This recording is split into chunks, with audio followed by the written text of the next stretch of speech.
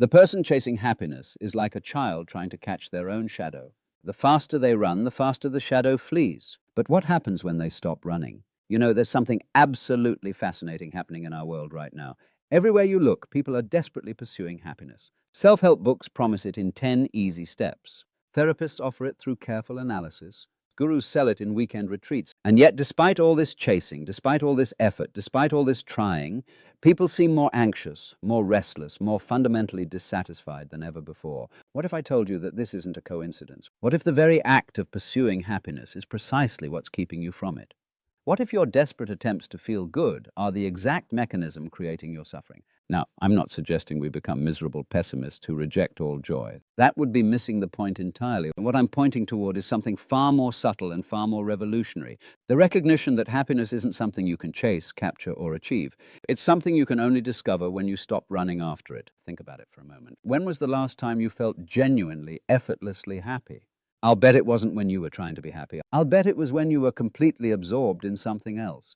Playing with a child, perhaps. Lost in a beautiful piece of music. Walking in nature without any agenda. Making love without thinking about performance. These moments of real happiness have one thing in common. You weren't trying to be happy. This is the first clue to understanding what's really going on. Happiness, it seems, is what emerges when we're not focused on happiness. It's like sleep. The harder you try to fall asleep, the more elusive it becomes. But when you stop trying, when you simply lie there without agenda, sleep comes naturally. But why does trying to be happy make us unhappy? Let me explain what's actually happening in your mind when you make happiness a goal.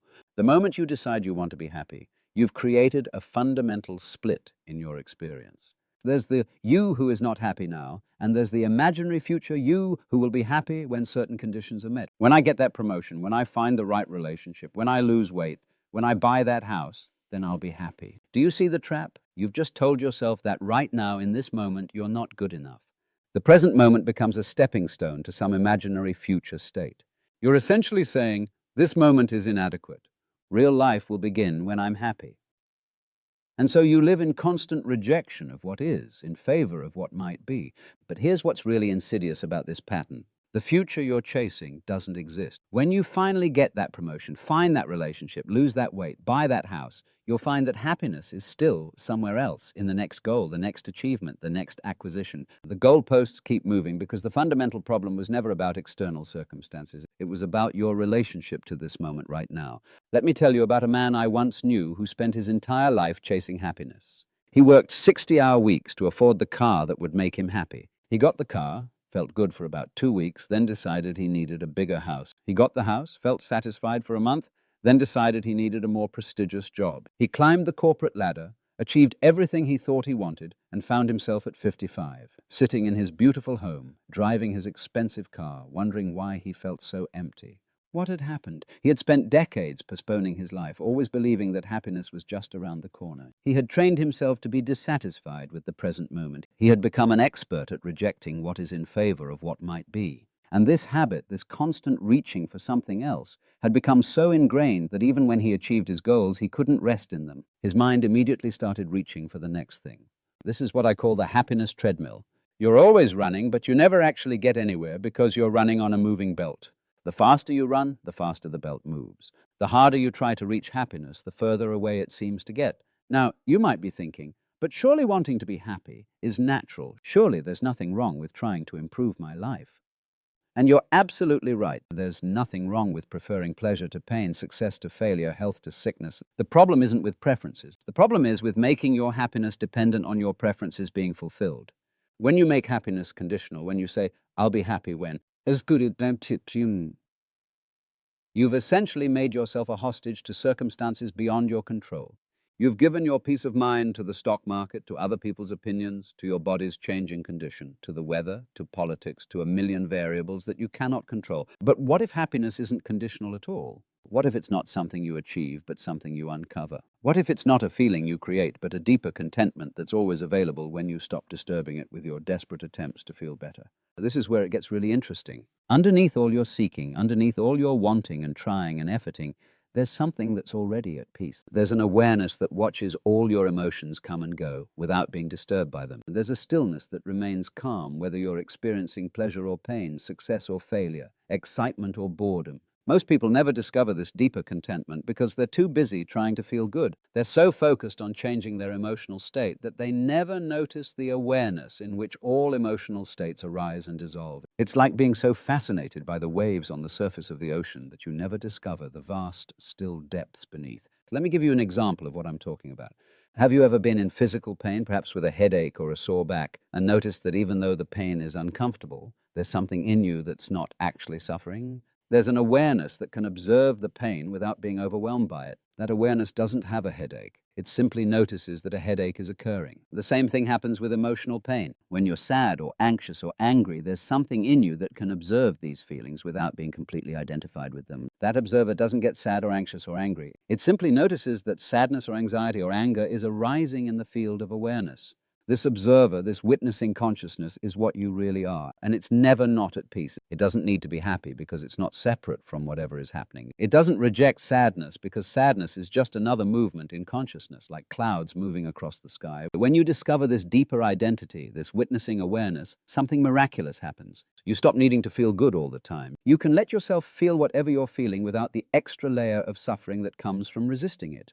You can be sad without being sad about being sad. You can be anxious without being anxious about your anxiety. You can be in pain without telling yourself stories about what the pain means. And in this allowing, in this non-resistance, something unexpected emerges. Not happiness as an emotion, but happiness as your natural state. Not the temporary high of getting what you want, but the steady contentment of not needing anything to be different than it is. This is what the ancient wisdom traditions have always pointed toward. Not a state you achieve through effort, but your original nature that becomes apparent when you stop covering it up with your seeking. It's what's sometimes called uncaused joy, a contentment that doesn't depend on circumstances. But how do you access this? How do you stop chasing happiness and start resting in your natural contentment? The first step is to notice what you're doing when you try to be happy. Really observe it. Watch how your mind constantly evaluates your current state and finds it lacking. Notice how you're always leaning into the future, always reaching for something else. The next time you catch yourself thinking, I'll be happy when, stop and ask yourself, who is it that would be happy? Who is it that's not happy now? Don't answer intellectually. Actually look. Is there really someone there who lacks happiness, or is there just a thought claiming that happiness is missing? You'll discover something remarkable. The one who seeks happiness can never be found. There are thoughts about needing to be happy.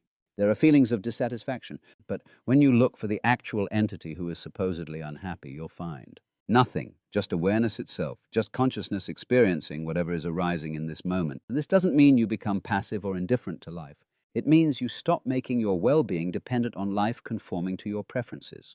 You can still prefer health to sickness, wealth to poverty, success to failure, but you don't need these things to be at peace. Your contentment doesn't come from getting what you want. It comes from not being in conflict with what is. When you truly understand this, when you really see that happiness is not something you can pursue, but something you already are, your whole approach to living changes. You stop postponing your life until conditions improve. You stop treating the present moment as a problem to be solved. You start living from presence instead of from seeking. This doesn't mean you stop setting goals or working toward things you want. It means you do these things from a place of wholeness rather than from a sense of lack.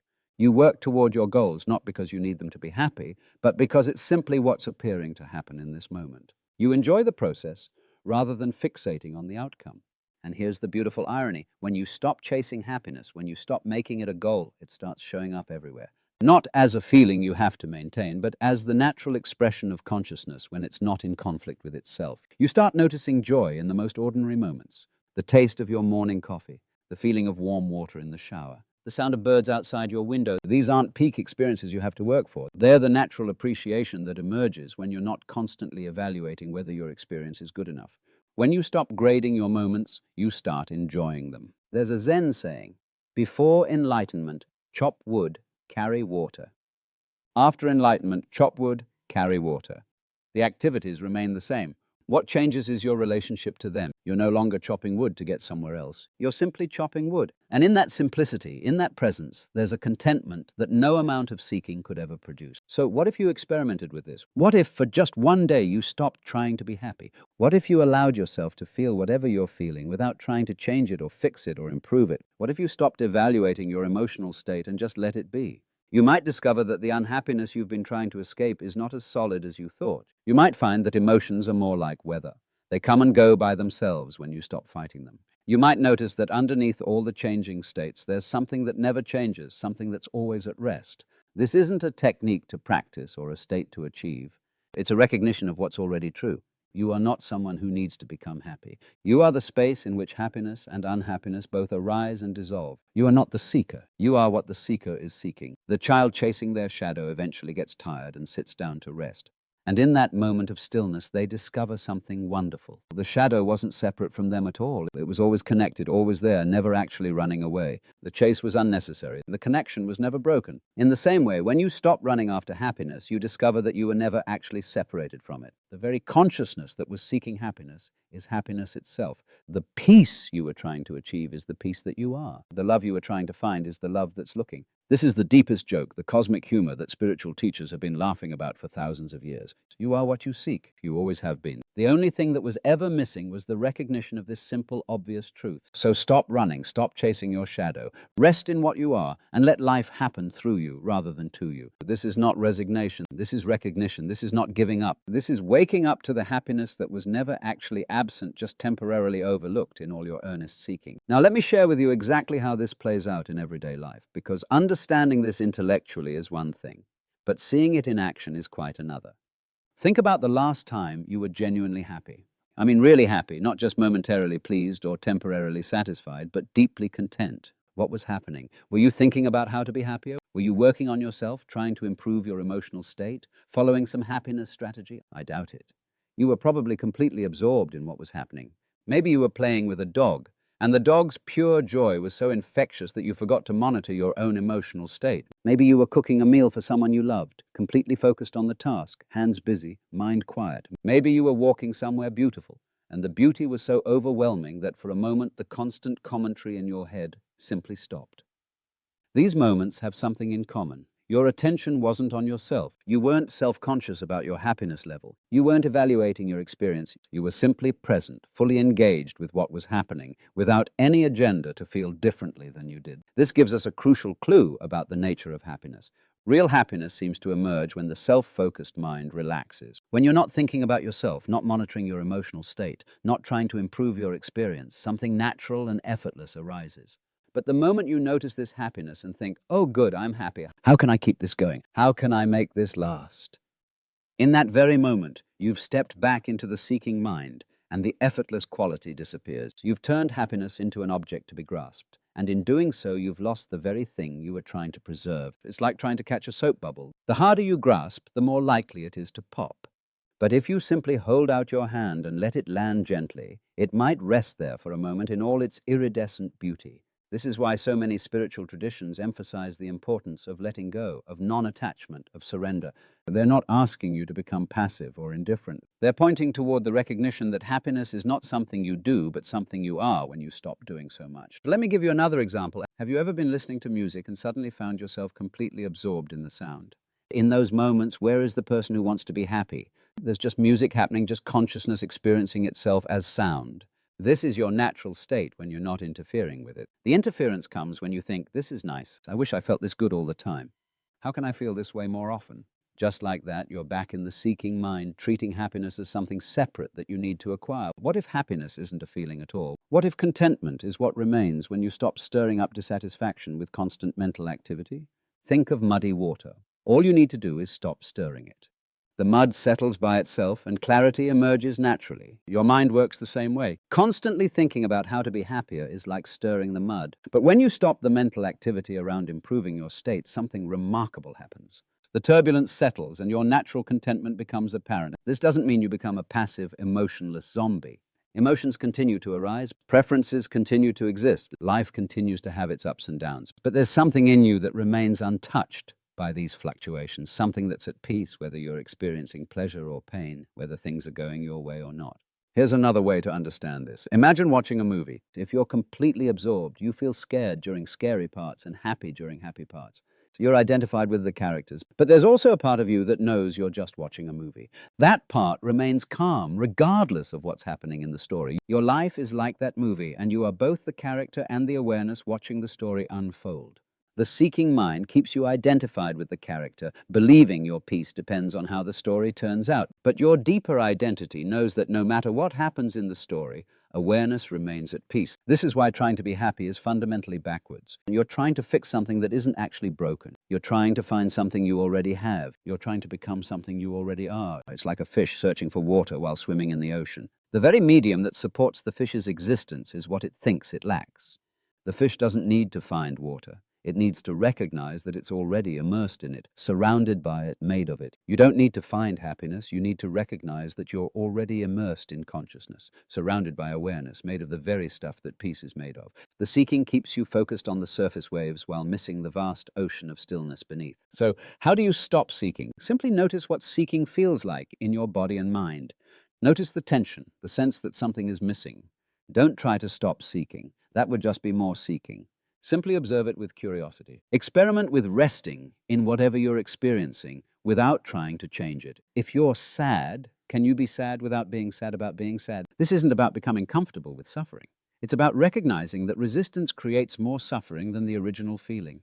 When you stop fighting your experience, something extraordinary happens. You discover that emotions are much more fluid than you thought. They arise, they intensify, they dissolve, all by themselves, without your management. And underneath their coming and going, there's something constant, something that never changes. That something is what you are, not the temporary emotional states, not the thoughts that come and go, not the circumstances that fluctuate, but the aware presence in which all of these appear and disappear. This aware presence doesn't need to be happy because it's not separate from whatever is arising. It's complete in itself, whole in itself, at peace with itself. And yet this presence is not static or lifeless. It's vibrantly alive, intimately present, capable of the full range of human experience. The shadow was never running away. You were just running towards something you already had. And when you finally stop, when you finally rest, you discover that what you've been looking for was looking through your eyes all along. The happiness you've been chasing was the very consciousness doing the chasing.